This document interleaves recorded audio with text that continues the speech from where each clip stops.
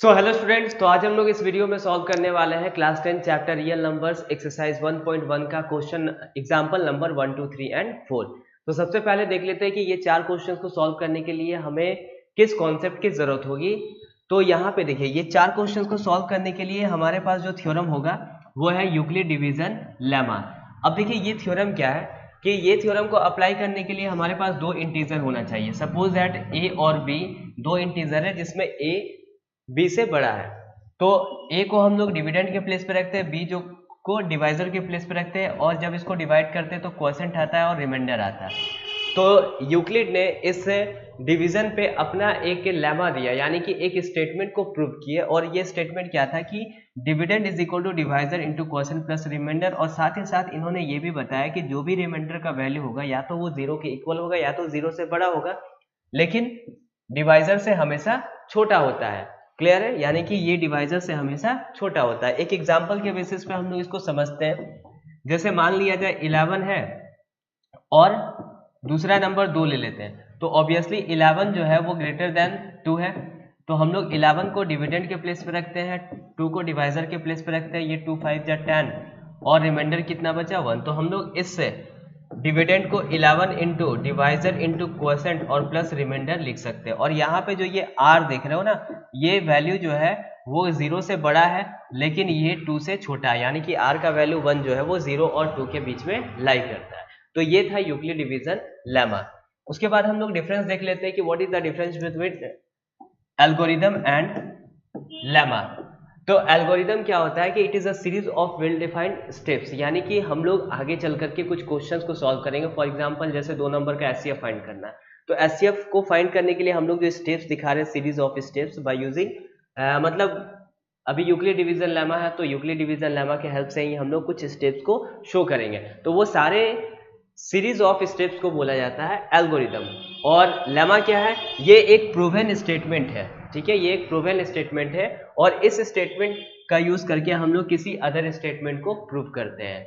और वो अभी एग्जांपल नंबर मतलब 1, 2, 3, 4 में से आपको देखने को मिलेगा ये चीज। ठीक है, तो ये था एल्गोरिदम और लेमा के बीच का डिफरेंस। अगला देखिए क्या बोला गया है। अगला यहाँ पे सबसे इंपॉर्टेंट चीज ये है कि आखिर यूक्लिड डिवीजन लेमा का यूज कहाँ होता है। तो हम लोग किसी भी दो इंटीजर का एचसीएफ फाइंड करने के लिए यूक्लिड डिवीजन लेमा यूज करते हैं। ये याद रखिएगा, यूक्लिड डिवीजन लेमा का यूज कहाँ होता है, तो HCF of a 2 number find करने के लिए यूज होता है। अब एचसीएफ क्या होता है? एचसीएफ किसी भी 2 नंबर का अगर हम लोग एचसीएफ निकालते हैं ना, तो ये एचसीएफ जो है ये वो लार्जेस्ट पॉजिटिव इंटीजर है जो ए को भी डिवाइड करेगा और बी को डिवाइड करेगा, यानी कि दोनों नंबर को ये डिवाइड करेगा। ठीक है, मैं फिर से बता दे रहा हूं, कोई भी 2 नंबर का अगर हम लोग एचसीएफ निकालते हैं तो सबसे पहली बात है कि यहाँ जो भी वैल्यू आता है ये दोनों से छोटा होता है, और ये नंबर जो है ए को भी डिवाइड करेगा कंप्लीटली और बी को भी कंप्लीटली डिवाइड करेगा। ओके, चलिए ओके। सो सबसे पहला हम लोग क्वेश्चन नंबर 1 देखते हैं कि आखिर अगर अपने पास दो पॉजिटिव इंटीजर्स दिया हुआ है तो इसको हम लोग इसका एचसीएफ हम लोग कैसे फाइंड करेंगे बाय यूक्लिड डिवीजन एल्गोरिथम से। ठीक है, तो मैं इसका रूल बता दे रहा हूं कि यहाँ पे देखिए 2 नंबर है, जैसे 1, 2, 5, 7, 6। ठीक है, और इसको हम लोग डिवाइड करेंगे 4, 0, 5, 2 से। क्लियर है? तो इसको पहले 3 बार में इसको डिवाइड करते हैं, तो ये 6 हो गया, ये 15 हो गया और 4 3 जाए ये 12 हो गया, यानी कि 0 2 4। ठीक है, अब देखिए जैसे हमने डिवाइड किया यहाँ पे रिमाइंडर क्या मिला 420। और जब तक रिमाइंडर 0 ना हो, अगर सपोज दैट रिमाइंडर 0 हो जाता तो ये जो डिवीजर है ना, यही दोनों नंबर का एचसीएफ हो जाता। लेकिन यहाँ तो अभी रिमाइंडर 0 नहीं है, तो फिर हम लोग आगे मूव करेंगे, यानी कि अब यहाँ पे 4052 आ जाएगा। ठीक है, 4052। अब हम लोग इसको 9 बार में डिवाइड कर सकते हैं, तो ये 0 हो जाएगा, ये 3780, यानी कि 2 हो गया, ये 7 हो गया, ये 2 हो गया। उसके बाद यहाँ पे देख सकते हो कि फिर से रिमाइंडर 0 नहीं है। अगर यहाँ रिमाइंडर 0 होता तो ये 420 ये दोनों नंबर का एचसीएफ हो जाता। फिर से हम लोग आगे प्रोसीड करेंगे, तो अब यहाँ पे आ जाएगा ये 420, तो ये 1 बार में 272 हो जाएगा, ये 8 हो जाएगा, ये 4 हो जाएगा और ये 1 हो जाएगा। अभी फिर देख सकते हो कि यहाँ पे रिमाइंडर 0 नहीं आया। अगर रिमाइंडर 0 होता तो ये 272 ये दोनों नंबर का एचसीएफ हो जाता, लेकिन ऐसा तो हुआ नहीं। तो हम लोग फिर से आगे प्रोसीड करेंगे इस चीज को। तो अब ये लिखेंगे 40 अब यहाँ पे कौन नंबर आएगा 272, फिर से ये 1 बार में ये 148, यानी कि ये 4 हो गया, ये 2 हो गया और ये 1 हो गया। फिर से देख सकते हो ये 124 आया। अब ये 124 यहाँ अगर सपोज दैट रिमाइंडर 0 हो जाता तो इस सिचुएशन में 148 जो था वो 4052 और 12576 का एचसीएफ कहलाता। उसके बाद फिर हम लोग आगे प्रोसीड करेंगे। ये 148 इसके प्लेस पे आएगा तो ये 124, यानी कि ये 4 हो गया और ये 2 हो गया। ठीक है, तो अभी भी देख सकते हो कि यहाँ पे 24 जो है, अभी ये रिमाइंडर 0 नहीं आया। अगर रिमाइंडर 0 होता तो फिर ये दोनों नंबर का एचसीएफ हो जाता। फिर से आगे हम लोग आगे प्रोसीड करेंगे, यानी कि ये 124 हो जाएगा। अब यहाँ पे देख सकते हो कि ये आई थिंक 5 बार में, ठीक है, 5 4 जा 20 और 5 2 जा 10 और ये 12, यानी कि ये 4 आ गया। अभी भी देख सकते हो कि ये जो 4 है, अभी रिमाइंडर 0 नहीं है। अगर रिमाइंडर 0 होता, यहाँ पे 0 आ जाता तो इस सिचुएशन में 24 जो था ये दोनों नंबर का एचसीएफ होगा। फिर से आगे हम लोग आगे प्रोसीड करेंगे। ये हो गया 24, ठीक है। फाइनली ये 6 बार में 24 जो है वो रिमाइंडर इस सिचुएशन में 0 हो गया। अब ये रिमाइंडर 0 हो गया तो इस सिचुएशन में यहाँ पे जो भी डिवीजन होगा वो इस नंबर का एचसीएफ हो जाएगा, यानी कि 4052 और 12576। क्लियर है? ये अभी एक मैं और बात बता देता हूँ कि ये जो 4 है ना, ये 2 नंबर का तो एचसीएफ है, ये भी 2 नंबर का एचसीएफ हो सकता है, ये भी 2 नंबर का एचसीएफ हो सकता है, ये भी 2 नंबर का एचसीएफ हो सकता है, ये भी 2 नंबर का एचसीएफ हो सकता है, ये भी 2 नंबर का एचसीएफ हो सकता है। क्लियर है? यानी कि यहाँ पे जो भी डिविडेंड और डिवाइजर है, डिविडेंड और डिवाइजर है, डिविडेंड और डिवाइजर है, डिविडेंड और डिवाइजर है, डिविडेंड और डिवाइजर है, ये हर डिविडेंड और डिवाइजर का एचसीएफ 4 ही होगा। क्लियर है? तो अब इसको हम लोग एक स्टेटमेंट के फॉर्म में कैसे लिखते हैं वो देखिए। सबसे पहले तो आपको यही करना है कि इस तरह से आप एक डिवाइड कर देना है, और ताकि आपको पता चल जाए कि हमारा एचसीएफ क्या है। अब इसको स्टेटमेंट में क्या लिखना है कि लिख सकते हैं कि 12576 इज ग्रेटर देन 4052। ठीक है, we apply Euclid division lemma to 12576 and 4052। ठीक है, टू गेट, ये हो गया। तो अब हम लोग लिख सकते हैं 12576 को, यानी कि देखिए dividend is equal to divisor into quotient होता है, यानी कि 4052 इंटू रिमाइंडर, मतलब dividend is equal to divisor into quotient और प्लस ये हो गया 420, ये रिमाइंडर हो गया। ठीक है, ये पहला स्टेप हुआ। तो अब हम लोग लिख सकते हैं कि रिमाइंडर, अब अगला स्टेप है ये कि since remainder 420 is not equal to 0, तो अब हम लोग किस पे अप्लाई करें यूक्लिड डिवीजन लेमा 4052 और 420 पे। तो we apply Euclid division lemma to, ये हो जाएगा 4052 एंड 420। तो अब हम लोग यहाँ पे लिख सकते हैं ये 4052 हो जाएगा, और इसको हम लोग लिख सकते हैं dividend is equal to divisor into quotient, और रिमाइंडर इस सिचुएशन में 272 आया। ठीक है, फिर उसी तरह से लिखेंगे सिंस रिमाइंडर जो है, यानी कि ये remainder 272 is not equal to 0, तो अब हम लोग क्या करेंगे, लिखेंगे we apply Euclid division lemma 2।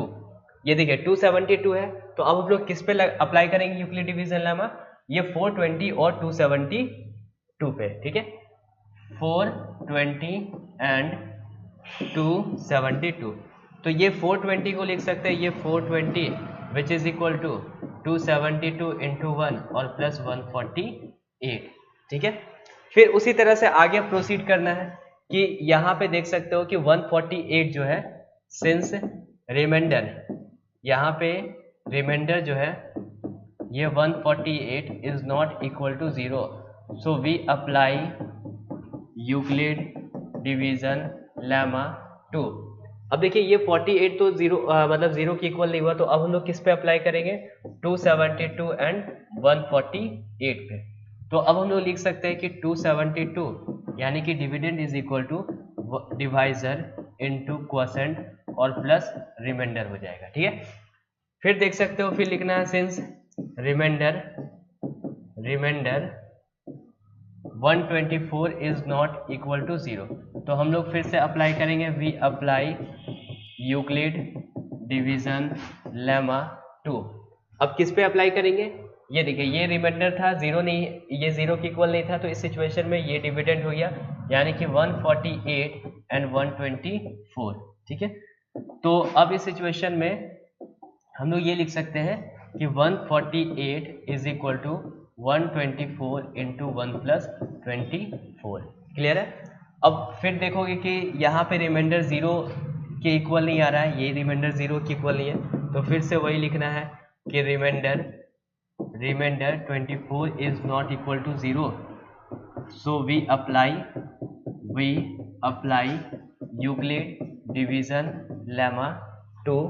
किस पे अप्लाई करेंगे, तो अब हम लोग अप्लाई करेंगे 124 एंड 24, तो लिख सकते हैं डिविडेंड यानी कि 124 इज इक्वल टू ये हो जाएगा डिवाइजर इनटू क्वोशेंट और प्लस ये हो गया रिमाइंडर। फिर से देखोगे कि 4 जो है वो इक्वल टू 0 के इक्वल नहीं है, यानी कि रिमाइंडर 0 के इक्वल नहीं है, तो फिर से लिखना है कि since remainder 4 is not equal to 0, तो हम लोग लिखेंगे फिर से कि we apply Euclid division lemma 2 4 and 24। तो अब यहाँ पे देख सकते हो कि 24 is equal to dividend is equal to divisor यानी कि 4 इंटू 6 और प्लस 0। तो यहाँ पे देख सकते हो कि सिंस रिमाइंडर जो है वो 0 है, सो इसका जो भी डिवीजर होगा 4 is the HCF of 2 number कौन सा था जिसका हम लोग एचसीएफ फाइंड कर रहे थे, ये देखिए 4052 एंड 12576 एंड 4052, ठीक है। तो आई थिंक कि ये समझ में आ गया होगा प्रोसेस। चलिए क्वेश्चन नंबर 2 देखते हैं। अगला क्वेश्चन क्या बोला गया है,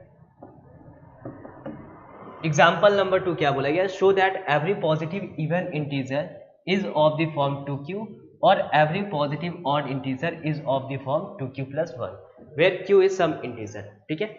अभी यहाँ पे देखिए ये हमें शो करने के लिए बोला गया है, एक स्टेटमेंट है जो हमें शो करके दिखाना है। तो यहाँ पे बोला गया है कि जो भी इवन पॉजिटिव इंटीजर होता है वो 2q के फॉर्म में होता है और जो भी पॉजिटिव ऑड इंटीजर होता है वो 2q + 1 के फॉर्म में होता है, यानी कि ऑड का भी केस एक ही क्वेश्चन में दे दिया गया, इवन का भी केस एक ही क्वेश्चन में दे दिया गया। और हम लोग जब भी यूक्लिड डिवीजन लेमा अप्लाई करते हैं तो इसके लिए हमारे पास 2 इंटीजर होना जरूरी है, ठीक है। तो ए को तो हम लोग एज्यूम कर लेंगे कि ए मान लिया जाए पॉजिटिव इंटीजर है जो क्वेश्चन में दिया हुआ है। सेपरेट नहीं मानना है कि A be even positive integer और एक बार आपको मानना है ए इज ऑड पॉजिटिव इंटीजर, ऐसा नहीं है। आप सिंपली ए क्या मान लेना है, पॉजिटिव इंटीजर। तो इसको तो हमने एज्यूम किया, और बी कहां से मिलेगा, तो बी आपको क्वेश्चंस में ही हिंट दिया हुआ होगा, ठीक है। तो क्वेश्चन में हिंट जैसे देख सकते हो यहाँ पे कि एक क्या है, फॉर्म जो है वो 2q है, यानी कि a इज इक्वल टू हम लोग लिख सकते हैं 2q और दूसरा क्या है 2q + 1। तो b क्या है, b एक डिवाइजर है, ठीक है, डिवीजर है। तो कह सकते हो यहाँ पे कि यहाँ भी b2 है और यहाँ भी b2 है, तो यानी कि क्वेश्चन में आपको 2 मतलब कि डिवीजर जो है वो 2 मिलेगा, क्लियर है। तो अब हम लोग यहाँ पे ये लिख सकते हैं कि let a be any positive integer, let a be any positive integer and b is equal to 2।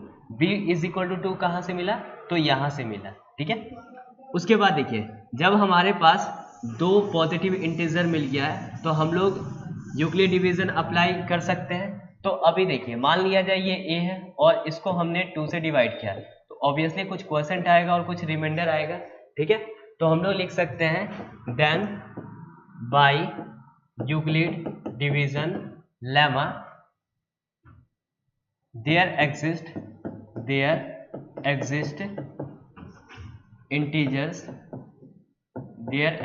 Integers q and r, ठीक है। ऑब्वियसली अगर दो अपने पास नंबर है, इसको डिवाइड करेंगे तो दो इंटीजर्स और आएगा, दैट इज क्वोशेंट और रिमाइंडर। तो हम लोग लिख सकते हैं सच दैट अब रिलेशन क्या बन रहा है, dividend is equal to divisor into quotient plus remainder, such that a is equal to 2q plus r। और यहाँ पे जो r होगा ना वो ग्रेटर देन इक्वल टू 0 होगा, बट लेस देन डिवाइजर होगा यानी कि 2 होगा, और साथ ही साथ यहाँ पे q जो होता है वो ग्रेटर देन इक्वल टू 0 होता है। क्लियर है, ये स्टेटमेंट है। तो अब ध्यान दीजिए, यहाँ पे कह सकते हैं कि सिंस ये दिया हुआ है कि 0 is greater than equal to r which is 0 is less than equal to r which is less than 2, तो हम लोग r का वैल्यू लिख सकते हैं ना कि r का वैल्यू 0 और 1 होगा। So when r is equal to 0, इस r को जब यहाँ पे r इक्वल टू 0 जब हम लोग इसमें पुट करेंगे तो a क्या मिलेगा, हमें 2q मिलेगा, और r इक्वल टू 1 तो a क्या हो जाएगा 2q प्लस 1। क्लियर है, तो हम लोग यहाँ पे लिख सकते हैं if a is equal to 2q, तो किसी भी नंबर को 2 से मल्टीप्लाई करेंगे तो हमें पता है कि इवन नंबर मिलता है। तो if a is equal to 2q then a is positive even integer, ठीक है। और उसी तरह से बोलेंगे if a is equal to 2q plus 1 then हम लोग ये बोल सकते हैं a is positive odd integer. आप इसको ऐसे भी समझ सकते हो कि q के प्लेस पे कुछ भी वैल्यू पुट करना है। जैसे मान लिया जाए q के प्लेस पे मैं 2 एज्यूम कर लिया, मैंने एज्यूम किया, तो 2 इंटू 2 कितना हो गया 4, और 4 प्लस 1 क्या किया 5। यानी कि अगर मैंने मतलब कि इवन प्लस ऑड हमेशा क्या देता है, ऑड ही देता है, तो ये फॉर्म हमेशा ऑड इंटीजर को रिप्रेजेंट करेगा और ये फॉर्म हमेशा इवन इंटीजर को फॉर्म करेगा। तो फाइनली आप ये लिख देना है कि हेंस, ये वाला कॉपी कर देना है कि hence every positive even integer is of the form 2q and that every positive odd integer is of the form 2q plus 1 where q is some integer। बस एंड में आपको ये स्टेटमेंट लिख देना है, ठीक है। चलिए ओके देन, सो मूव करते हैं नेक्स्ट क्वेश्चंस की ओर। अगला क्वेश्चन देखिए क्या बोला गया। अगला क्वेश्चन अपने पास ये है कि show that any positive odd integer is of the form 4q plus 1 और 4q plus 3 where q is some integer. इस बार देखिए, इस बार यहाँ पे जो बात की जा रही है वो क्या किया जा रहा है, पॉजिटिव ऑड इंटीजर की, ठीक है। तो हम लोग को यूक्लिड डिवीजन लेमा अप्लाई करने के लिए दो इंटीजर की जरूरत होती है, एक a और दूसरा b। तो a को आपको एजम्पशन करना होगा और यहाँ पे a क्या एज्यूम होगा, पॉजिटिव ऑड इंटीजर, और b कहाँ से मिलेगा, तो b आपको क्वेश्चंस में दिया होगा। यानी कि इसी पॉजिटिव इंटीजर को हमें प्रूव करना है कि ये आइदर 4q plus 1 होगा या तो 4q plus 3 होगा। तो b क्या है, एक डिवाइजर है, तो डिवीजर जो होगा वो यहाँ पे 4 हो जाएगा, ठीक है। तो हम लोग यहाँ पे एज्यूम कर लेते हैं कि let a be any positive odd integer and b is equal to 4, ठीक है। Then by Euclid division lemma, तो ऑब्वियसली मान लिया जाए, सपोज दैट अगर हमें a पता चल गया, यानी कि a को हमने एज्यूम कर लिया कि ये कोई पॉजिटिव ऑड इंटीजर है, जब इसको हम लोग 4 से डिवाइड किए तो ऑब्वियसली कोई क्वोशेंट आएगा और कुछ रिमाइंडर आएगा, ठीक है। तो then by Euclid division lemma हम लोग ये लिख सकते हैं there exist integers q and r such that हम लोग लिख सकते हैं a is equal to 4q plus r, और r का जो कंडीशन होगा वो ग्रेटर देन इक्वल टू 0 होगा और ये हमेशा डिवाइजर से छोटा होगा यानी कि लेस देन 4 होगा, ठीक है। क्लियर है, तो हम लोग लिख सकते हैं कि यहाँ पे कह सकते हैं कि सिंस ये r जो है वो ग्रेटर देन इक्वल टू 0 हो रहा है बट लेस देन 4 होगा, इसलिए r का जो वैल्यू होगा वो 0, 1, 2 और 3 होगा। क्लियर है? तो हम लोग क्या करेंगे, हम लोग यहाँ पे अब ये लिखेंगे कि if r is equal to 0 तो a इज इक्वल टू क्या होगा, यहाँ पे पुट करेंगे तो a इज इक्वल टू क्या हो जाएगा, 4q हो जाएगा। r इक्वल टू 1 है तो a इज इक्वल टू क्या हो जाएगा, 4q प्लस 1। सबको यहाँ पे पुट करते जाना। r इज इक्वल टू 2 है तो a इज इक्वल टू क्या हो जाएगा, 4q प्लस 2 हो जाएगा। और r इज इक्वल टू 3 है तो a क्या हो जाएगा, 4q प्लस 3 हो जाएगा। यहाँ तक क्लियर है? अब यहाँ पे देखिए, लेकिन a को हमने क्या एज्यूम्पशन किया है, पॉजिटिव ऑड इंटीजर, तो हम लोग लिख सकते हैं कि since a is odd integer, ये क्या है यहाँ पे odd, since a is odd integer so form जो 4q plus 1 and 4q plus 2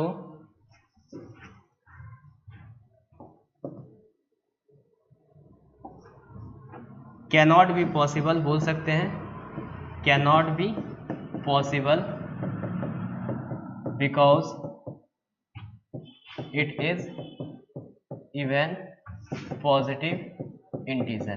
ठीक है, यानी कि ये 2 से डिविजिबल हो सकता है, सॉरी 4q, एक मिनट, 4q और 4q प्लस 2, ठीक है, बाय मिस्टेक था, 4q और 4q plus 2 cannot be possible because it is even positive integer. ठीक है, तो हम लोग लिख सकते हैं so every positive odd integer is in the form of 4q plus 1 और 4q प्लस 3। ठीक है, तो इसका सॉल्यूशन ये था। चलिए मूव करते हैं एक लास्ट क्वेश्चन, एग्जाम्पल नंबर 4। अब यहाँ पे देखिए एग्जाम्पल नंबर 4 में क्या है कि बोला गया है अ स्वीट सेलर हैज 420 काजू बर्फीज and 130 badam barfis. She wants to stack them in such a way that each stack has the same number and they take up the least area of the tray. What is the number of that can be placed in each stack for this purpose? यानी कि ये बोला गया है कि एक sweet बेचने वाले बेचने वाले के पास 420 काजू बर्फी है और 130 बादाम बर्फीज है। जैसे ये देख सकते हो, ये काजू बर्फी है और ये बादाम बर्फी है। ठीक है, अब इसको स्टेक करना है, यानी कि इसको इस तरह से ढेर लगाना है, इसको इस तरह से सजाना है। तो बोला गया है कि एक स्टेक में, ठीक है, एक स्टेक में, एक ढेर में हम लोग मैक्सिमम से मैक्सिमम कितना काजू बर्फी या बादाम बर्फी को हम लोग एक स्टेक में रख सकते हैं। ठीक है, तो मैं एक बात बता देता हूं कि आपको रियल नंबर में कभी भी अगर वर्ड प्रॉब्लम में अगर दिक्कत होता है तो ये कुछ कीवर्ड याद रखिएगा। जैसे HCF, H का मतलब क्या होता है, इसका फुल फॉर्म क्या होता है, हाईएस्ट कॉमन फैक्टर। ठीक है, हाईएस्ट कॉमन फैक्टर। तो ये जो वर्ड हाईएस्ट है ना, इस हाईएस्ट से और भी कुछ जैसे मिले आपको मैक्सिमम, ठीक है, मैक्सिमम, लॉन्गेस्ट, ठीक है, लार्जेस्ट, ये सब वर्ड कहीं भी देखने को मिले ना तो वहां हमेशा HCF फाइंड करते हैं। और LCM का मतलब क्या होता है, लीस्ट कॉमन मल्टीपल। तो यहाँ पे देख सकते हो ये वर्ड लीस्ट यानी कि मिनिमम या कह सकते हो स्मॉलेस्ट, तो ये सब word minimum, smallest, least, shortest, ये सब वर्ड कहीं भी देखने को मिले तो वहां पे हम लोग LCM फाइंड करते हैं। तो यहाँ पे देखा जा रहा है कि सी wants to stack them in such a way that each stack has the same number and they take up the least area of the tray। ठीक है, क्लियर है? What is the number of that can be placed in each stack for this purpose?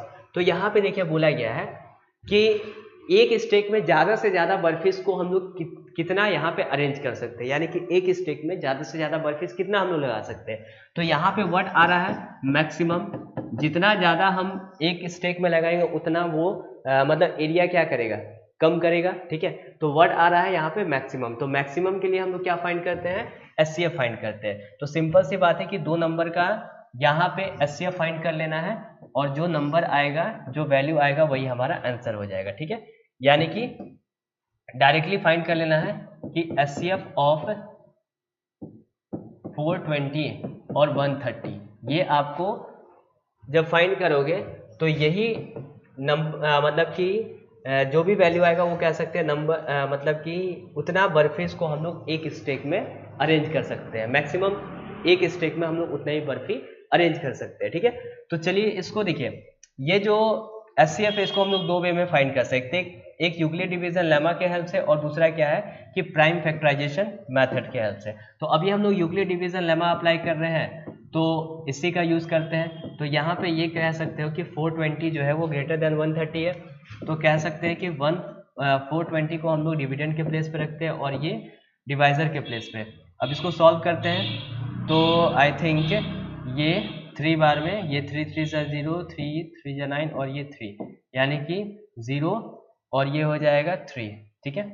अब यहाँ पे 130 यानी कि ये 4 बार में, तो ये 120 और ये 10, तो अभी देख सकते हो रिमाइंडर तो 0 आया नहीं, तो फिर हम लोग आगे प्रोसीड करेंगे 30, यानी कि ये 3 बार में, ये 3 बार में 30 हो जाएगा। तो इस सिचुएशन में रिमाइंडर 0, तो इस सिचुएशन में जो भी यहाँ पे डिवीजर होता है वही इसका एचसीएफ होता है, यानी कि एचसीएफ डायरेक्टली फाइंड कर लेना है, एचसीएफ ऑफ 130 और 420। तो अभी हमने देखा एचसीएफ 10, यानी कि एक स्टेक में टोटल हम लोग 10 बर्फी को अरेंज कर सकते हैं। मैक्सिमम कितना है, 10 बर्फी को अरेंज कर सकते हैं, ठीक है। तो ये था एक्सरसाइज 1.1 का 4 एग्जाम्पल। अब हम लोग नेक्स्ट वीडियो में आप लोगों को मिलेगा एक्सरसाइज 1.1 का जितने भी क्वेश्चन है उसका सॉल्यूशन मिलेगा। तो मिलते हैं नेक्स्ट वीडियो में, टिल देन बाय।